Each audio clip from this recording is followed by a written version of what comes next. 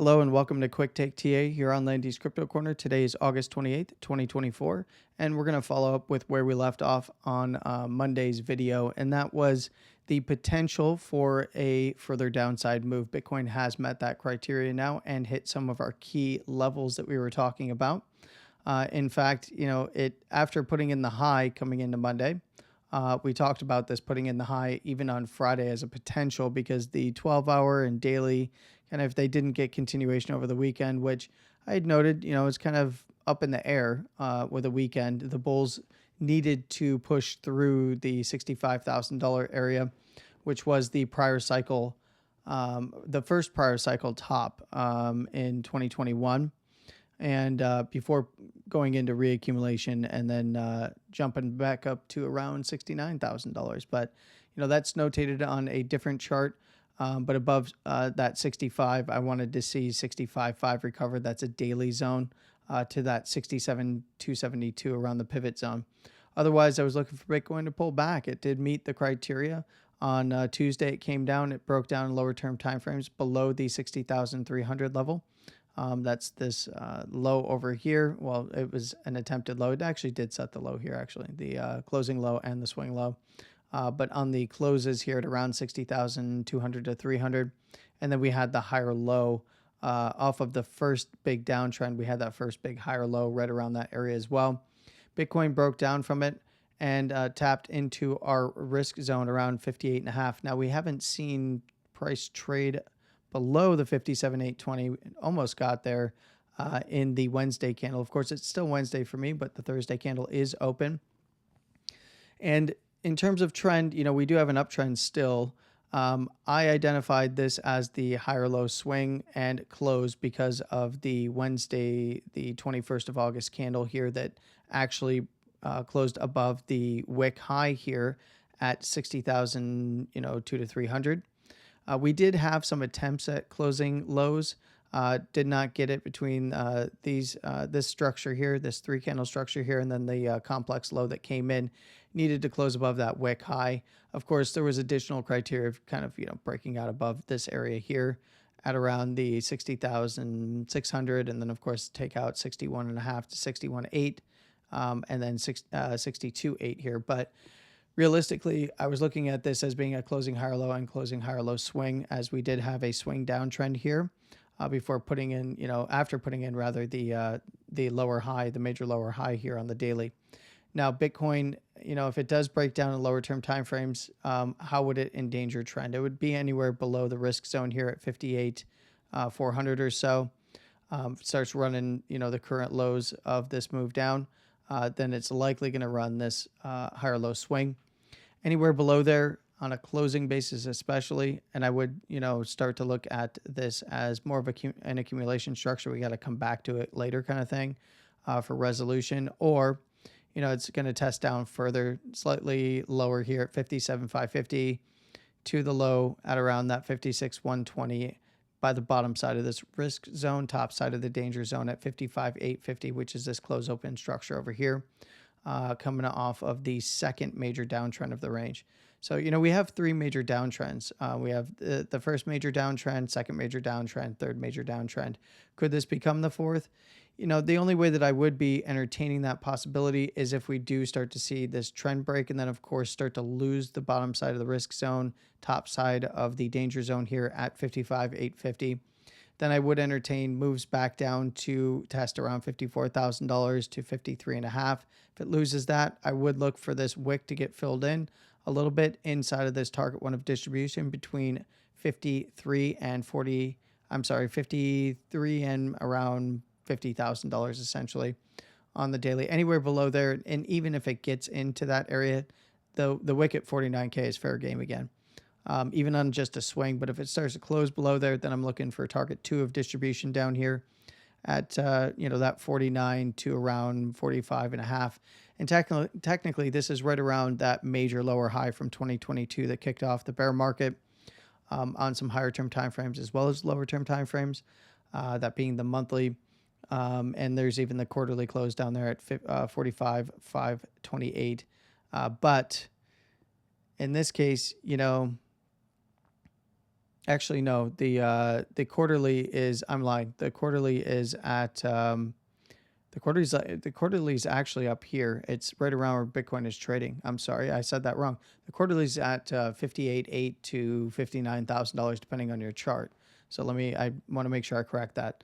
Those are not quarterlies, those are monthlies down there. That bear market lower high of 2022 is 45.5 to around 48.240 on the wick. I call it like a zone, like you can give it some room around 45 to 49 now because of the spike into the ETF high most recently at $49,000. So kind of front running that 48,240 wick high of the bear market lower high there. So in this case, there are some pretty clear conditions. Bulls don't want to see, bulls don't want to see closes really below 58, 58,400. And coming into the end of the month, you don't really want to see it closing below 58.8, which is the quarterly. So let's actually go ahead and look at that because this is going to be pretty important. Losing the quarterly is not a good look for the bulls. And this is the March of 2021 quarterly structure. Bitcoin's kind of sitting right on it. By the end of the weekend, you don't want to see Bitcoin trading around here or below it. I wouldn't want to see that. It would still have the rest of September to do, to recover it or to do some good work for the bulls, I should say. But September, not usually the kindest month to markets, but in this case, this is going to be a key level right around the March of 21 quarterly. I really wouldn't want to see a monthly closing below there. If it did, it can still save it on the quarterly, but wouldn't be the best look for the bulls.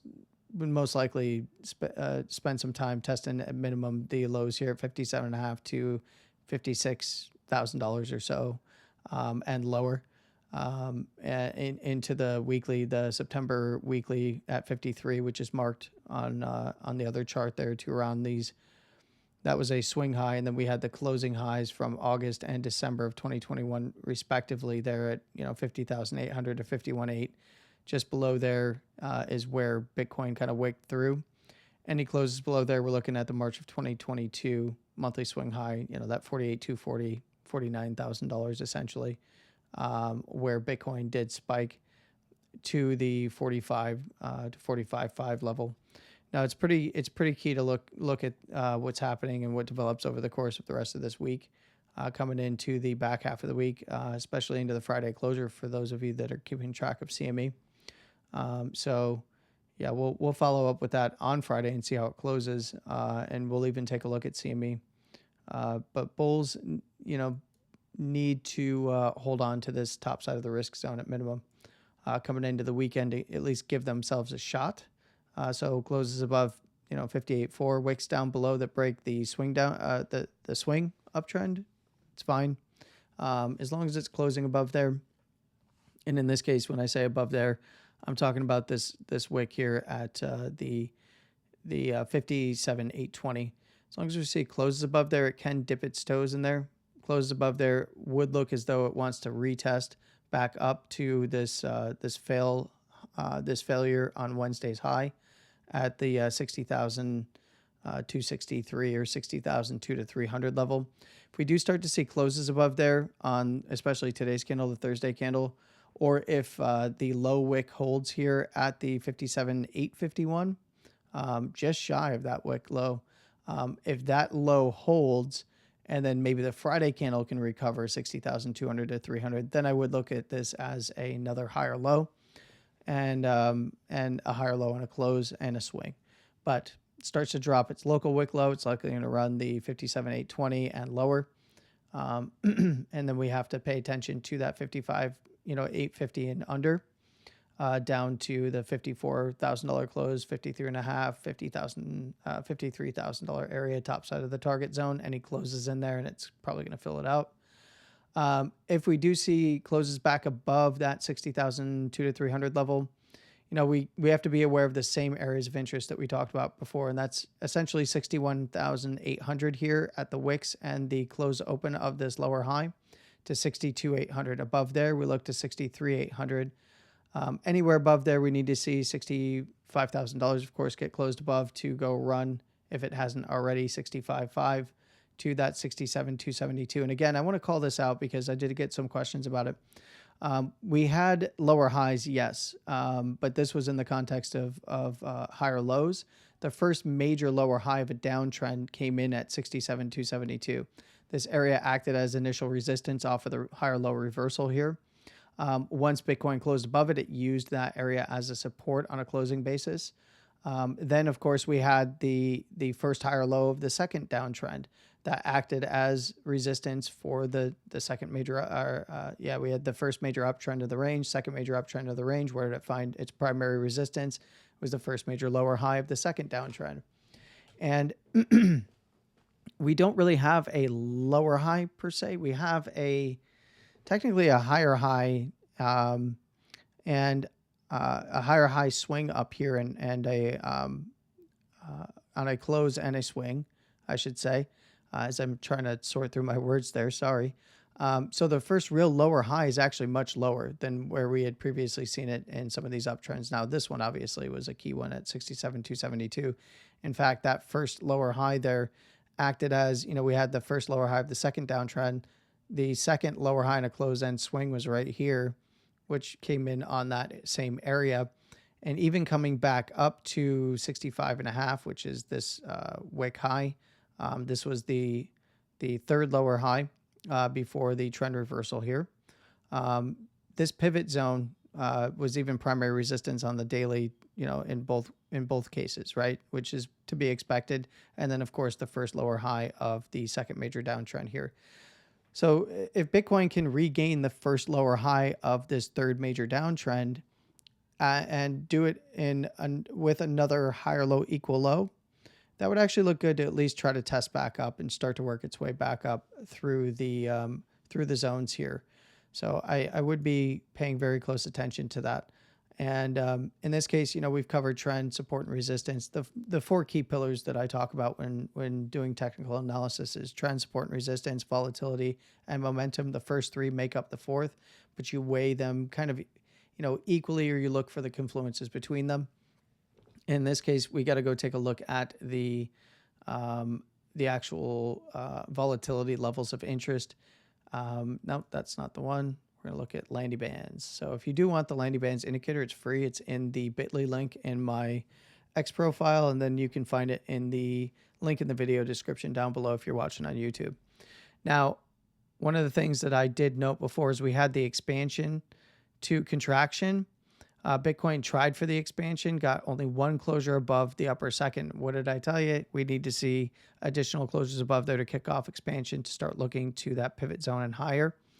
But Bitcoin coming back to the basis and losing it, not the best look for the bulls here, but they are holding on to that lower first standard deviation. So in terms of volatility levels of interest, if we do see closures below there, then we're looking down to the lower second, which just so happens to be basically bracketing the risk zone here, because if Bitcoin was to push down through the lower first and lose that support area, then the lower second will tick down likely to this 55,850. So we would have confluence there. On any closures below there, we would be looking for expansion into the danger zone, of course, below that 55,850 to possibly run this low initially at 54 to 54.5, where the lower third is. Probably do price replace bands on expansion down to 53.5 and even into the target one zone. So you do need to be aware of that.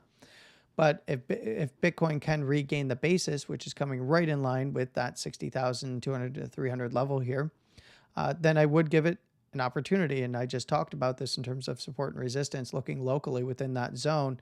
The 61.5 to 62.5 is the area that needs to be recovered overhead now again. And for the bulls in this case, you see the upper first standard deviation is right above there, or right around there. It's kind of splitting the difference between 61.5, 61.8, 62.8, coming in at 62,260.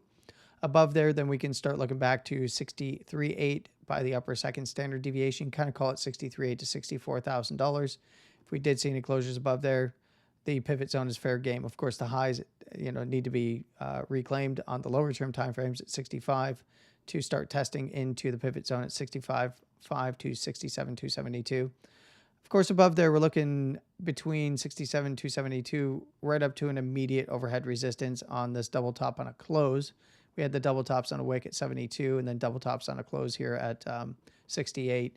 But in this case, I'd just be looking up to 68 to roughly $70,000. Anywhere above there, you can call it 70 to 72. And then above there, I'm looking for essentially a zone between 73 and $75,000. So I would be looking for the high to get ran, possibly beat. And then 75, 78, 78 to 80, mid to low 80s from there. But it's going to be interesting to see how if we get one of those Wednesday, Thursday reversals. That would be an interesting setup right here off of a major support, kind of flirting with breaking, at least the swing trend at minimum and possibly breaking this uptrend. So I would be keeping a close eye on things on Thursday, on this Thursday candle, I should say. And then, of course, we'll follow up on Friday. So essentially, the bulls are on the hot seat right now. Bears are in control of this price action. You could call it bullish selling too, because it is kind of remaining in the zone. I just don't want to see that quarterly violated. Again, it is going to mean, for the bulls, I am short. I mean, I already mentioned this on Monday's video when, in response to kind of, what my positioning was. And of course, it's not financial advice. I'm still swing long from the lows, and I got in around $50,000 or so on the swing long side, and I've taken profits on that. And I'm only scalp short, but the scalp short is turning into a swing now because the move is taking its time and had a nice big move down on that Tuesday candle. So, in this case, I'm not even looking to close that. If it starts to spike up and I see any failures, I might even add to it. It really depends on what the look is in those lower term time frames. So don't just take what I'm saying here as something you should do. You need to manage your risk, and you should have a risk management plan with a risk management checklist. Now, in this case, I did tell you I wanted to talk a little bit about the monthly, but we have to look at momentum because we talked about the first three keys. The fourth would be momentum. It's not good. Big old red dot on this indicator, but we don't care about the rest of this stuff. This is just a Stoke. This is not a Stoke RSI. It is a regular Stoke measuring close over close price momentum. And the pivot is going to be 64,350 essentially. So bulls, you have your work cut out for you. Let's go one time frame lower to the 12-hour. This is a little bit better, $63,000 if that is reclaimed. The 12-hour might get a little momentum turn here. To be fair, it would still be in higher low, equal low territory. And in this case, it's still a break on a swing basis and even a close because of this closing higher low. But it pumped up. To see it hanging around the lower first, lower second isn't that concerning unless it starts breaking down from support, testing the lower second, and then losing it. Lower second's actually right on this close open down here at 57,550. So that was a close open on the daily as well on that low. So that is, could it turn, above 63? It's basically reclaim the recovery level here around that 60,000 to 60,300 level. Then it has a chance to test into the zone. But, this is going to close, it's got two closes, 12 hours. So this next closure might actually bring it a little bit closer. So I would say recoveries above and closes above for the 12-hour, above that 60,002 to 300 level would set a low. And then we would be looking for it to test even further up, somewhere around some of the same areas we just talked about. 61,800 to 62,800 needs to be reclaimed, but it could easily test up to like 61.5 and fail. But you want to see the 61.8, 62.8 level reclaimed to go test further up into $63,000, which is the current pivot for the 12-hour. So that is something I'm going to be watching pretty carefully in this 12-hour session as it relates to the daily and of course lower term timeframes. Let's go ahead and take a look at that monthly, and then we're going to wrap this up, and I'll talk a little bit more detail on the monthly on Friday's video. So let's get rid of the accumulation distribution area. And I want to note something pretty key here. Bulls have done a decent job of holding the upper first standard deviation on the monthly. If we start to see closures below the upper first standard deviation, at minimum, it's gonna spell more downside to test the lows. We will get the basis band updating to around, likely the $44,000 to $45,000 level, which is going to come right in line with this, close open lower high of the bear market. Basically, we had higher low structure that was avoided via this close open because we did not get the closing low on the monthly. We had a nice, swing high, swing low, swing high, lower high, but this wasn't a lower high until this candle kicked off and really solidified. It was actually the candle in May, but started to look really bad because it was this candle because it was the April candle because it closed below the low here. So at minimum we were looking at a lower high, and it was the first major lower high of that bear market, and it's coming into that 45.5 to 48.240 at the wicks. I do expect the basis band to be somewhere around there. So essentially, if Bitcoin closes below the upper first here at $59,000, that would also put it below the quarterly, and we have not seen a close below the quarterly, which is this quarterly area right here where Bitcoin is trading right now at 58.8 on a closing basis. Of course, you can see the upper first is at 52,600, so just below that 53.5 run of the second major downtrend of the daily range. But it's one of these situations where I would be looking for a more long form correction on the daily and a reaccumulation structure to emerge from there.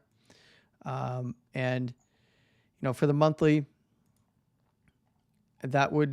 I wouldn't really want to see that right now. I would want to see it holding the basis there around $59,000. Now, if it closes above $59,000 in the upper first on the monthly passes it, which it likely will, as we will get the close open, basis band will move up. We'll get the upper bands moving up, and as well as the lower bands in this case. So it is it would still be relevant to be looking at the upper first because that area of volatility on the monthly will likely be confluent with some of the close open levels of interest that we have already marked on major timeframes. But also, it's an area that could act as a rejective area. But if it was reclaimed, then we can, look at the next big level for the upper second standard deviation. And much like I've said when I've talked about the upside targets, above the all-time high here at 73, I'm kind of looking at it as a zone of 73 to 75 because of where the upper second is positioned. It's, of course, a little bit closer to $76,000, but, give or take a wick, I'm kind of talking closes for confirmation in that case. But, that is something that I'm going to be following up with a little bit more on Friday. We'll talk about what we would want to see if we're bullish and what we would want to see if we're bearish for the closes on the monthly. We'll revisit a few other things. We'll pull some fibs. We'll have some fun. And yeah, 71,313 is going to be the momentum pivot on the monthly. I'm not too worried about this. I do think it's going to get a nice bullish reset, especially when looking at the quarterly, unless there's some key areas that are dropped. Then we're looking at the quarterly being in danger, and that would not be good for the bulls. But I will help you with your fears in just a moment here. 38,689 is essentially a big monthly level. 38.5 is that is this close open. Where's the 38.5 level? Which one is this one? The close open is at 38.5. Yeah, so this attempt at a higher low close with the higher low swing on it was the 38.5 level. That was retested perfectly back here in this doji from January where it ran to $49,000. That was the ETF high as prices pushing up coming into the ETFs, and everything dumped out to 38.5 almost to the dollar on Coinbase spot here. We do have another concerning signal that is developing and pretty much a wrap coming into the end of the month here, and that is downside momentum with a moving average cross this is telling us that at minimum, the target would be on continuation below this current candle would be to tap on the basis. And that's likely going to end up, like I said, somewhere around the $45,000 to $48,000 level. But let's get into something real quick here. Sorry about your eyes. We do see that the electrical cost to produce Bitcoin has slid down to around 44. And if Bitcoin is going to get a reaccumulation structure, that's where, we do see competition on the network starting to come down. And that is likely where we would see this slide a little bit further into some of my target 3 areas that I haven't talked about, but I will talk about on Friday. I don't think that's set in stone right now. Bulls still have a chance. They got the rest of this week, I think, to try and sort things out. And I would give them September just to see how things go. But it's discount sats is not something that I am going to argue with, to be quite honest with you, especially with electrical cost being where it is. And even if it did step down a little bit, not that concerning to me. One of the things that I will note is that we had a nice OI washout. That is open interest. So that's leverage contracts in the market. And if we look at the daily, we basically, where we were on this low, which I have identified as the swing and closing higher low here on my main chart for you. We essentially saw the pop up, we saw the rise in open interest, and then it came right back to that level. And of course, Bitcoin's trading right around it. So we had a nice open interest washout. You can see it in the lower term timeframes. It was beautiful to watch. Is it all the derivative traders that wrecked Bitcoin? No, it was spot market selling. So, and that forced the derivative traders to jump out of those positions. Was it Binance? Was it all the news about blacklisting and wherever it is? I don't remember where they were black. No, it wasn't. We already had the high in. It just exacerbated a move that was already in motion. So yes, it does have an effect. But no, it was not unexpected, and these are all things that we talked about prior to any of that news happening. All it did was exacerbate the move that likely would have already occurred, or maybe pushed it a level lower, and that's it. Could it lead to continuation? I don't know. I actually like the OI reset here. So if spot wants to play nice and leverage traders don't ratchet it up at the lows too much, maybe Bitcoin's got a chance over the next day or two, and we do get that Wednesday into Thursday reversal. But we got to look for those setups on the lower term timeframes. You have a wonderful morning, afternoon, and evening, no matter where you are in the world. Please trade safe, and of course, as always, stay safe. Tune in to the various Spaces events. Keep an eye on the X profile. Of course, I will be notifying you when I'm going live or what's coming up soon. There's a cool Spaces event that myself and Goyoza of NetMonkeys fame are going to be running with Stack It. So I've talked to them before, but it was very brief, and I'm looking very much forward to talking with them in detail on Friday. So go ahead and find that post. I will of course repost it a few times before the event, and remind yourself and come hang out with us. And then of course I'll talk to you again on Friday. So take care. Landy out.